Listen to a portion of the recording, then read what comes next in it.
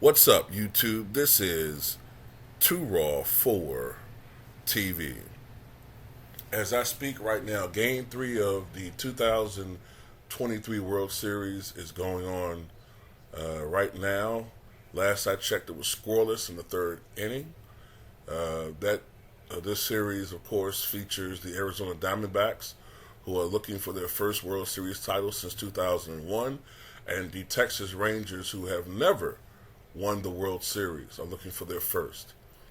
For the Rangers franchise, today they lost one of their great players in that franchise's history. Frank Howard, one of the great sluggers of the 1960s and early 1970s, died today at his home in Virginia. He was 87 years old. The four-time All-Star had passed away due to complications from a stroke.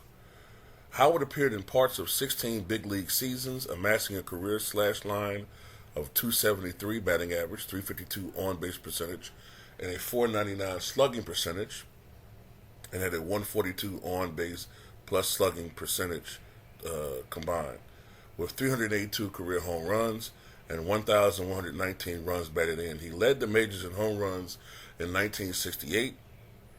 He later finished second while still topping the American League in that category behind Cincinnati Reds catcher Johnny Bench in 1970. It was during the 1968 season that he set an active record for the most home runs in a week by launching 10 over the course of 20 at-bats. He said about this feat back in 2018, "I wish I had more weeks like that. I might have made a couple of more bucks in the game of baseball." Overall, Howard's contributions were worth an estimated 37.6 wins above replacement, according to Basketball Reference's calculations. The 6'7" Howard, who had played both basketball and baseball at Ohio State University, was also drafted by the NBA's Philadelphia Warriors in 1958.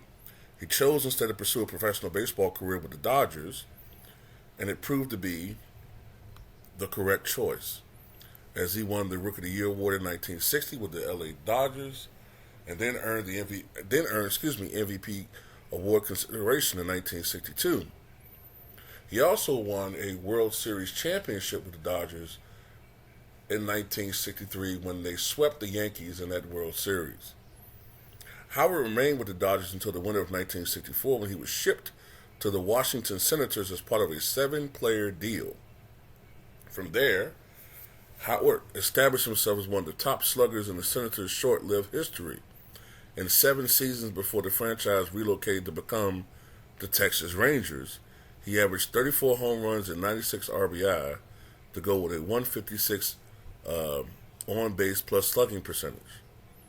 All 4 of Howard's All-Star Game appearances came as a Senator, and he finished top 10 in MVP voting 3 times, including twice in the top 5. Predictably, Howard made the move with the Senators to Texas ahead of opening day 1972. He then homered in his first official at-bat as a Rangers player, thereby recording the first hit in Arlington Stadium history.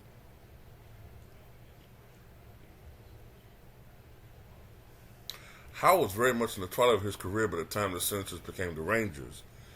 He was sold off to the Detroit Tigers in August of 1972 and would appear in 99 more games before retiring. Howard became a coach afterward, eventually serving as a manager with both the San Diego Padres for 110 games and a couple years later the New York Mets for 116 games. He finished that aspect of his career with a 41.2% winning percentage. Howard would continue to coach, spending time with the Brewers, Yankees, Mariners, leaving the Tampa Bay Rays. He would eventually move into a player development role with the Yankees as the final act of a baseball career that included more than 40 years as an on-field figure. The press release noted by the Rangers noted that Howard was the oldest living expansion Washington Senator at the time of his passing. Frank Howard, the Capitol Punisher, was 87 years old.